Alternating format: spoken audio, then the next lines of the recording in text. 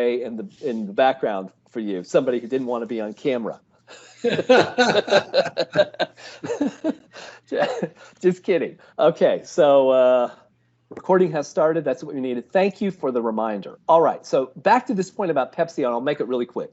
So, Pepsi rose on results, and you could know that that was very likely to occur just by looking at the fact that it was at 5. So it's a big and stable stock. So it's not going to do what momentum stocks do, run up to 10 and then fall. It's a different kind of characteristic, and stocks have different kinds of characteristics at different times. But you can see this very nice demand and then supply fall. The trend is down, and then there's a deficit on the supply side. Well, that tells us, we can infer from that the folks who bet on earnings, hedge funds generate a lot of their returns from doing this, have bet long.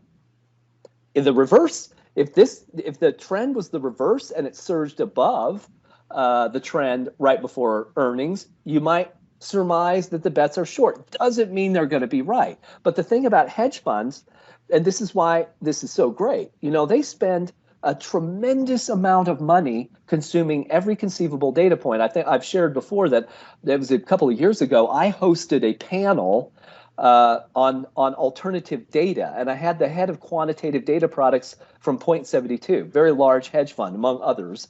And that guy said, he's a very nice guy, very smart guy, PhD from MIT. Can't get much smarter than that. They're the true mathematicians. And he said, we consume every available form of data.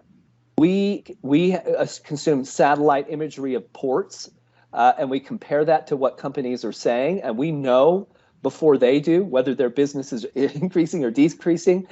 He said credit card data is old data, but we consume all of it. He went through this whole list of things they consume so that they can make appropriate bets on what they think will occur. And sometimes they will bet the opposite way anyway, just because they could have the size. They could look at it and say, well, in the data, there is less demand for this stock. So even though it may have good results, we're going to make a giant bear bet and we can overwhelm the market. And then the stock goes down anyway, even though a company has good results. But the beautiful thing here is we don't have to do that, because we can see it, right? So they spend all that money doing those things, and then all we have to do is look at the data. I'm very careful about trading. I don't, as a rule, trade stocks around earnings because I can't see fully the size of that, right? I know what the direction of the bet is. That's what it's telling. It's a long bet, short volume is below 40%, and the broad market is almost 50%. So we can know that, but it may or may not have anything to do with how good or bad the results of a company are. That is one input into the market, and it's the smallest, believe it or not. High-frequency traders that are making markets in many stocks and just trading to capture a penny, they are a much, much larger part of the market than is active investment behavior. And you say, well, yeah, but over the long term, stocks will return to an appropriate multiple of underlying fundamentals. Well, no, that's not necessarily true. I mean, was the multiple correct for NVIDIA in November last year and incorrect now? No, that was supply and demand. That was a massive increase in the demand through artificial money that made its way into the market, and we could all see it. It created immense amounts of demand in stocks, and particularly in tech. And then all that money ran its course. And then what follows an inflationary cycle? Deflation. And it's tremendous because of the magnifying effects of these principles of market structure. High-frequency traders will magnify every price. I've told you before, I will look at my trades. I do a lot of buying of 99 and fewer shares at a time because I can get those executed. And I want to fill my trades. And 80% of the time, my little trades get split into 4, 5, 6 more trades. You may not know that's occurring, but it's occurring to you too. That 3 shares go execute at the NYSE. I had a trade in my trade in Smucker, 1 share of that trade executed in a retail liquidity program. So a high-frequency trader bought it somewhere else and sold it to me through a retail liquidity program, and then got paid to set that price on 1 share. the NYSE paid that firm for one share because they priced the entire market with my trade. And so that stuff is occurring all over the place, and it creates magnified prices, and prices move. And then you add in exchange traded funds, which expand the access to liquidity without increasing underlying liquidity. ETFs don't create more shares, they create more exposure to the same stocks. Well, on the way up, it's tremendous. On the way down, that's how NVIDIA loses 65% of its value. Did its fundamentals change materially? Well, they've begun to be hurt a little bit now because consumers who do gaming, they don't have the money that they had 2 years ago. But generally, the business is very sound. Is it worth 40% of what it was? No, but that's how the market works. And that is market structure. That's why this stuff matters so much. We can measure all of that and see all of it. And so that's the purpose. That was a key point that I wanted to make. Let's see, we've got, and I want to look at stocks. So we spent a lot of time on the mechanics and how to make use of this. But I want to go to big and stable. This is, and I don't know that we have this fully dialed in yet. You know, I continue to learn things. I know what the supply demand data tell us and what things reliably produce returns. I still think there's some overlap between the momentum and volatile tens. This thing that's called one over here. It's one of my.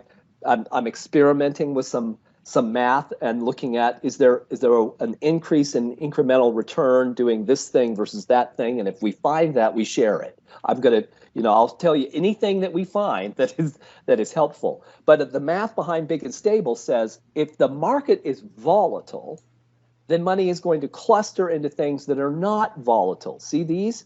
Very low volatility. I set a bar in this portfolio to try to keep it above deal stocks. Doesn't always succeed because Black Knight is a deal stock. Generally, deal stocks don't move more than 1.2%, believe it or not. I don't know why that's true. It just is true. Intraday. This is moving 1.8%, so it's I don't want to pick those up necessarily.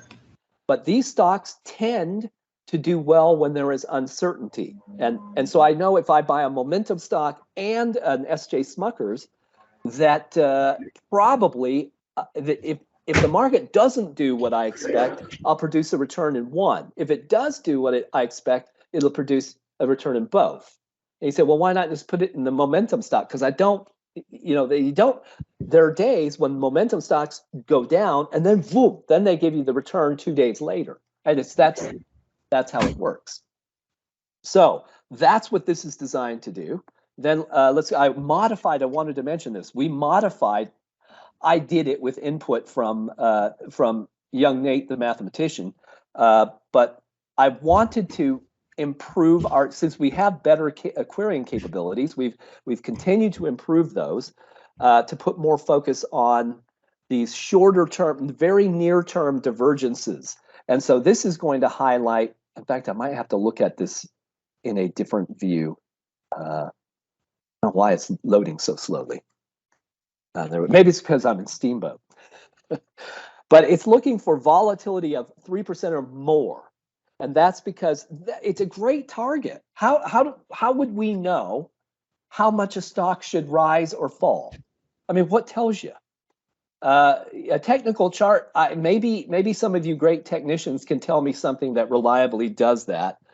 I haven't found anything better than this, and we have used volatility for a very long time.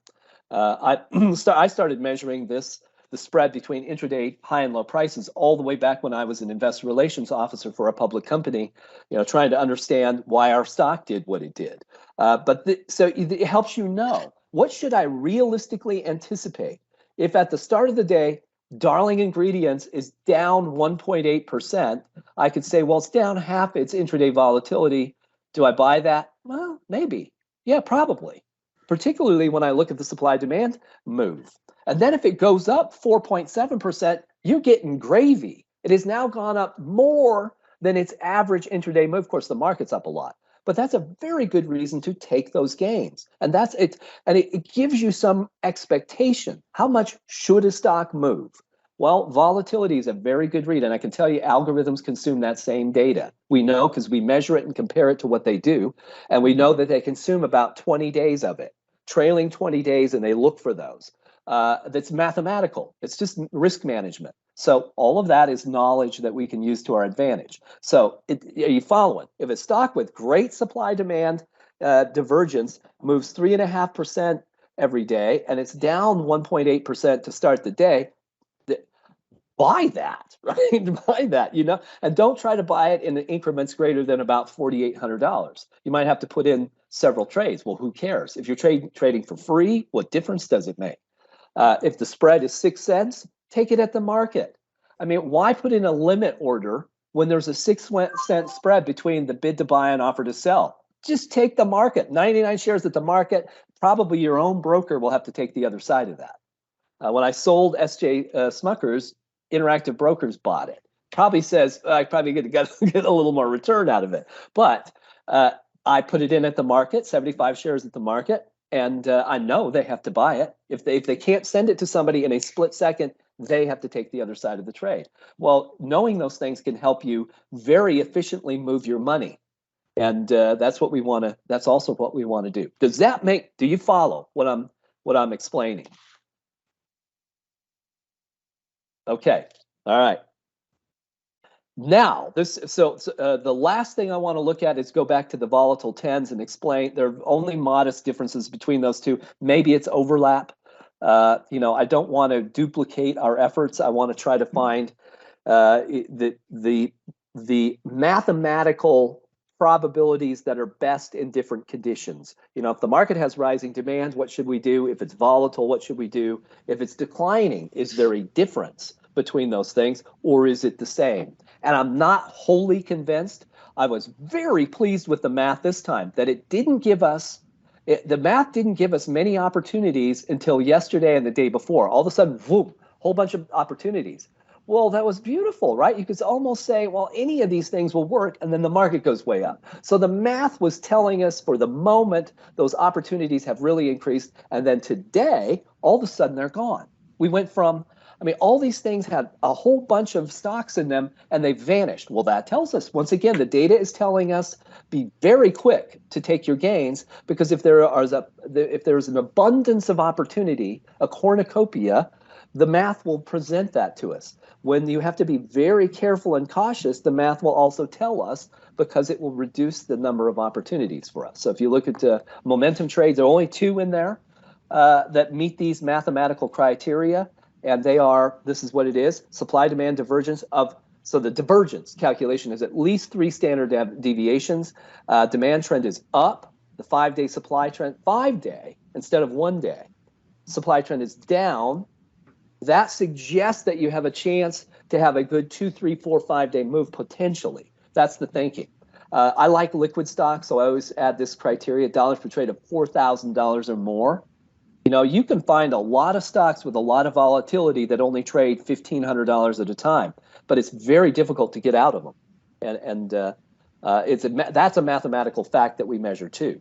And then volatility of 3% or more. This math is trying to give us things that have the best chance of delivering a 3% return in a matter of 1, 2, 3 days, that sort of thing. It could be more than that. I'll occasionally hold things longer than that, but not very often. And so, can I interrupt just for a second? Please do. And the floor is yours now. So let's just, yeah. I have a question on volatility. Okay. When you measure the volatility, I know it's a 5-day rolling. Yep. I think you said that, but yep. Do you measure the volatility from pre-market and after-market, or do you do it just during market? Great question. So the math that we use for that takes a 24-hour period. So that data comes from a data supplier called Quote Media. And we have a number of data suppliers that give us different pieces of the puzzle. And it's actually the only way to get trades per day is because that's not a data point that's readily available. So what we do is we use an algorithm to count the number of trades in a 24-hour, I guess roughly 24-hour period, maybe it's a 12-hour period, so that we capture pre and post market trades, and from that we derive volatility. So it does include that, and you say, well, because would that cause issues? Well, it's such a small part of the overall number of trades that I think it's important to capture it but it doesn't. I don't want it to skew the data set, and I think it's small enough that it doesn't. But we are capturing. Okay, when you do the volatility to figure basically your entry point, right? Yeah. Yep. Are you basing that on the opening print or yesterday's close? Right. I'm struggling here. No, it's a great question because they can be very different things, right? Yeah. Here's what I do, and I'm not saying that it's necessarily perfect or the only answer. I base it on where the stock opens. So if the stock opens down 1.8 or 2%, if I see that the supply demand equation is good, and I really do think that this stock, based on its math, is likely to do well, and I think that the broad market has a short-term upward bias, and it's down 1%, I might even buy that. But I'm basing it on where it opens and then moves from there. So like Darling, if we went, you go look at Darling today. Let's see here. I'm just using Google for this. So, so here at the, it opened way down here, and I'm always cautious about those first, the first 30 minutes or so. Not always, but most of the time, because I know high frequency traders are setting those prices. They're the dominant force at the beginning because they're paid. They're either paid as a designated market maker for the NYSE to be a certain part of the and they want to get that out of the way. They get their 10%, they're paid. After that, it's all gravy, and they don't have to do it. They don't have to take risk. But they are required as a DMM on the floor to be 10% of volume. And they try. They're going to try to do that there and then at the close. And so they'll get a bunch in, and it can affect the price. At the NASDAQ, they're paying traders to be the bid or the offer. So, the NASDAQ primary market, you are given what's called a rebate, a trading credit to be at the offer. On the BSX, which used to be the Boston Stock Exchange, you are paid to be at the bid. And why would they do that? So they set the bid and the offer. That's what they're doing. That then forces trades to come to them, which creates valuable data that they turn around and sell to brokers who must, by law, buy it, as must all the other exchanges. They all have to buy each other's data. The SEC requires it. So knowing that, I'm looking at this, and it's kind of flat, and it's below where it closed. It is below where it closed, and it's down a little bit. So it's down, call it a third to a half of its intraday volatility. It's a very nice entry point. So I would absolutely buy somewhere in there. And then even, the dips, you go, oh, crap. No, I don't even think about that. I don't care whether it goes down more. Maybe I even buy more. So, but then as soon as it's gone up 3.5% in the day, take the gains. And you say, well, I could have gotten another 2%. Who cares? You can buy something else that gives you 2%. The point isn't to capture all of the moves. It's to, in high probability fashion, keep making money on your trading account. That's what we're after, right? And if you can do that with an almost 100% certainty on days like today, why wouldn't you do it? I've tried to work on being more aggressive about buying it. Instead of buying, I trade about a $50,000 trading account. And so it's, instead of buying 100 shares, I'll try to buy 300 or 400. But increase my exposure to it, because that's going to magnify my return. Yes, there's risk. But if I know that the probabilities are in my favor, why wouldn't I do it? If I believe it's right for 100 shares, why wouldn't I believe it's right for 400 shares? That's the harder part, certainly, but it's true. Okay. Yep. Thank you. And I buy them 99 or 50 shares at a time. So I might have to put in 5 or 6 trades. But I generally do this fairly fast. If the price moves on me, I might wait and then do the other 3, but that's how I'm doing it. Tim, can you go over divergence numbers when you're setting up your on your a new dashboard? Yeah, yep, I follow. Okay, so what Steve means is here in these criteria, I'm going to use supply demand divergence. I want to say it's greater than or equal to 3. That's 3 standard deviations of movement over I think it's a 5 or a 10-day period. I forget because there's so much math that I look at that I have to go back and remind myself. And so that's what that's looking at. Okay, so But when you, yes. what does 3 mean? So if the average standard deviation is let's say 0.75, then 3 means it's 3 times that. Okay. The standard deviation between supply and demand. If over time supply and demand are doing this, and there's a standard deviation of 0.75, then 3 times of that, then 3 is 3 times that. That's what I'm looking for. I'm looking for those things to really spread apart. Okay. That's what we're now, and it may be duplicative now. In some way, in some sense, is this more valuable than simply going and saying, let's go find market structure demand that is equal to. This takes a few more steps, but this is basically the Hicks rule. That it's 10 and the trend is up. Market structure sentiment trend equal to up. Now I'm only going to find stocks that just hit 10.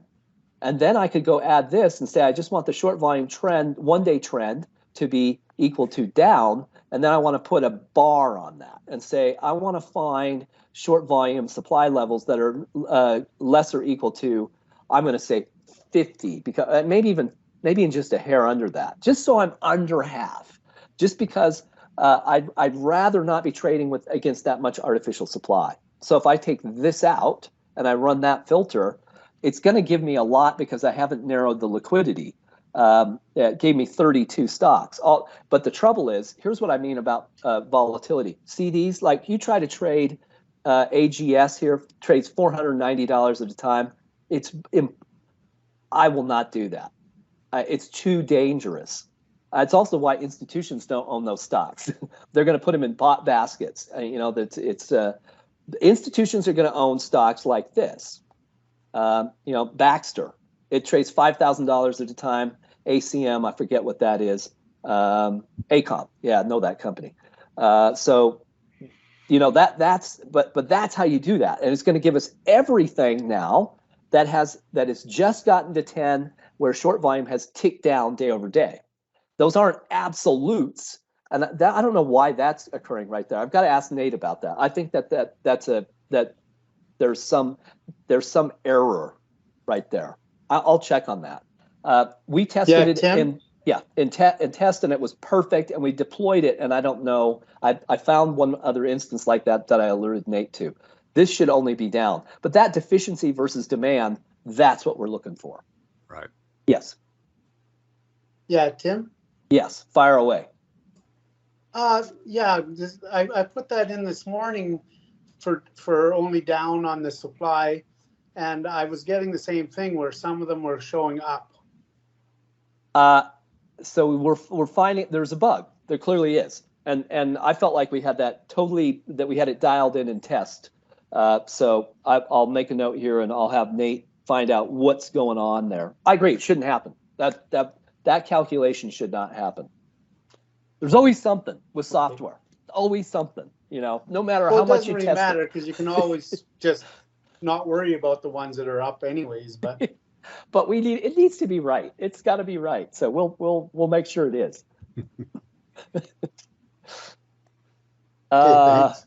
You betcha. Okay, so I have a few little things to I like to look at little case studies, like LPI has you say, well, the dollar's very strong. Tim, wasn't it just dumb to look at energy and say, well, that stuff's going to rise? Well, I will still trust the math. The math is all of the inputs, and I'm down a little bit. I'm down about $400 right now in LPI. So we'll see. And when do I leave this? Well, not yet. I mean, it's I've held it longer than I like. You say, well, supply is rising and demand's at 10, and it's probably going to tick down. This is still a deficiency that I think can manifest. I can be, sometimes it doesn't work. I'll say more than 9 out of 10 times it does, but every now and then it doesn't. So we'll see. But because if you bought LPI like I did, looking at that and saying, oh, that's a heck of a supply deficiency and a really nice ramp. It definitely slowed down. This supply demand imbalance should give me a pretty good return in a stock like, which is not always easy to trade. Laredo is sometimes the spread's 6 cents, at which point I just right at the market. If the spread's 20 cents, so that's a little bit. Then I'm probably going to use a marketable limit order, which is what I mean by that is this. And I know we're right at the limit here time wise, but I'll finish with this and then take any questions that we can in a short period. But if I look at here's the thing with LPI. So it trades plenty of volume, very small market cap, but it's liquid, $4,000 at a time, and it moves 5.5%. That's one of the things I like. And because it's liquid enough it's small, so it's volatile, but it's liquid enough that I can get in and out of it. So if the bid is 70.41 and the offer is 70.60, that's a spread where I will go, well, I may not get a great price. So then I would put, if I'm buying it, I'd put in an order for 50 shares at 70.51. Never round figures, because then you're just stupid. You should look like an algorithm. So at 70.51, some high frequency trader is going to ping around and go, I can scoop it up over here and sell it here and make a spread on it. And they will cross the bid and offer spread and fill that trade. That's how to use those things. And I'll always just look at that very quickly. In liquid stock, that's why I like liquid stocks. I know I'm going to be able to fill my trades if I keep them around this level or less than 100 shares. And it's just a great way to get in and out of things. That's very, very difficult in a stock that trades $500 at a time. Sometimes your trades simply, even though the law is they have to be filled, sometimes they just won't fill. Why risk that? So yeah, keep that in mind. Okay, questions. I'm wondering about yeah. I'm wondering about options because I trade a lot of options, and I'm wondering if that rule is the same for that as far as the spread goes. I don't know. So you expert options traders will have to answer that for me. I think it is. I believe it is. If there is an exchange traded product, this affects exchange traded products only, not over the counter products. I would think so, but I don't know, and I don't want to give you a wrong answer. I'll make a note, and I can ask some of my trading friends if that's true. If with options trades. Market versus limit orders, right? Yeah. Okay. Exactly. Let me see what I can find. Okay. Hey, Tim. Yes, fire away. So can you describe how you make your entries in the morning? So you kind of mentioned you don't do trading in the first 30 minutes because of the high frequency trading, right? Right. So how do you typically do your entry points? Maybe you can give us some description, generally speaking. I'd like to tell you it's sophisticated. It's really not. I'm going to look at this when I write the market desk notes. I'm going to look at a fair amount of data ahead of time when I do that, and then try to give you guys some good ideas based on what the math shows to me. And then after once I'm happy that broad sentiment's okay, I go through that. Oh, I'm sorry, Tim. I'm not really referring to that. I mean, as far as actually buying the stock. Actually buying it, I will go to my Interactive Brokers account and look it up and look at the spread, and I'll look at if the price is down half the intraday volatility, or down versus intraday volatility, or flat. If it's been flat for 30 minutes and I think that the supply demand equation is good, then I'm going to buy it. Then I look at the spread and determine if it's a 5-cent spread, I'm taking it at the market. So you're really honing in on the ones that are down versus the ones that are up. I prefer it because I think it's a better chance to produce a return. I don't like to chase prices because it's more dangerous. I mean, if a stock has 5% intraday volatility and it's up 1%, that's okay. I mean, that's okay. You've given up some opportunity. But if it's up 2% or 2.5%, I feel like I'm too late there. So then I might go to my big and stable trade, which if a momentum trade is up, sometimes the big and stable trade is down, and I'll buy that. Now I'm only going to get I'll get a lesser return, but it's probably pretty reliable. Okay, that's helpful. Yeah. Thank you. Okay, you got it. So you're waiting until basically 10 o'clock? I'd say it's closer to, it's closer to like 9:30, probably. I mean, I'll look, and it depends on the moves, and it certainly depends on broad market sentiment. If it's peaked and falling, I'm going to be very careful in that first hour and a half. Yeah, I mean, it's not right off the bat. Rarely does one get the best economic returns buy and right out the gate. I like to let the market, let the machines finish what they're doing, because their whole aim is to take advantage of supply demand imbalances, which will exist at the open. And an hour in, those are probably gone. So it's a rough estimate. I mean, And then there's a group that is taught to sell at 10. Well, and there's some merit to it. I get it, but the high frequency traders also know, right? So, then prices tend to come down and then go back up, right? And why does that happen? I'll tell you what it really is. It's that 53% of all trading volume comes from machines that are, and I've related this before from Virtu, and I'll make this my last comment because we've gone long here, that Virtu, very big trader in the market, one of their team told me, here's what we do. We're trading thousands of things at the same time. And it might be hundreds of equities and then options and so on, exchange traded commodities, exchange traded fixed income instruments, where and if that exists. And he said the stuff that is, he literally used almost the same terms we use. He said stuff that is a 5 becoming a 6.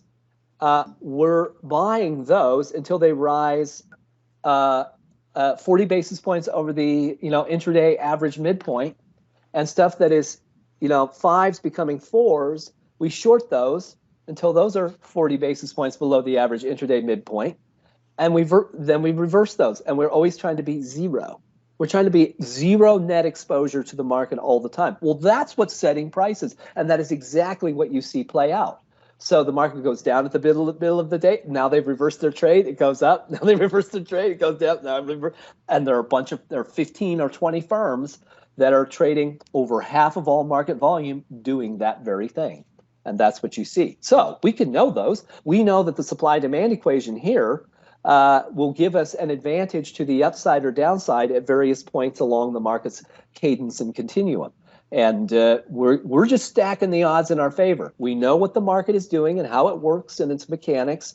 Now let's find supply-demand divergence when broad sentiment is on our side and we're not in the middle of options expirations, and I'm not buying something that's reporting results tomorrow. If I've done all those things right, the probability I produce a consistent return is very high. And that's what we're after.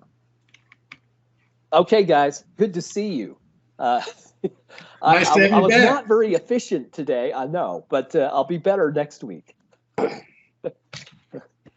And Alex, if you're on the call, I loved Rome. Thanks for the input too. And we had a blast throughout Italy, and probably most of you have been there. And it's an easy place to fall in love with. Just tremendous people. Loved Orvieto. That was new for us. Absolutely beautiful hilltop town. It's actually on a cliff. And just spectacular, and it's so well kept, and it's got fabulous food and wine. In fact, we walked into town, and they were having a food and wine festival, and we just walked up and signed up and went to it.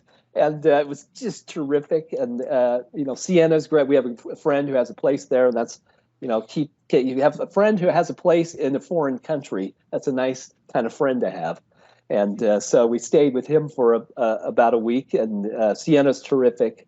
We may go back for the Palio, the big horse race, in July and August. So we'll see.